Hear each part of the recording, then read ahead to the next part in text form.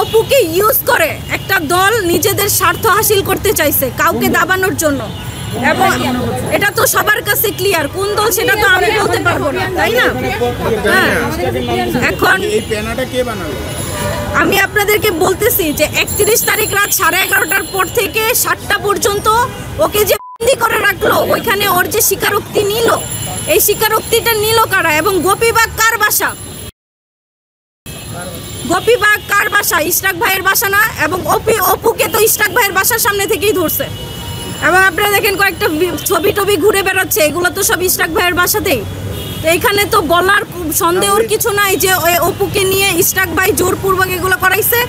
এবং যেই ধারণা সেটা হচ্ছে যে অপুকে উনি হয়তোবা আইনি সহায়তা দেওয়ার কথা বলছিল, যে তুমি আমাকে শুধু একটা নাম বলবা, তোমার নাম একটা নাম বলবা, যে কোনো উপদেষ্টার একটা নাম বলবা, হয়তোবা আসিফ নয়তো নাহিদ, কারো একটা নাম বলবা যে এরা তোমাদেরকে দিয়ে চাঁদাবাজি করায়, তাইলেই হবে, তোমার যত রকমের হেল্প লাগে আমরা তোমাকে করবো।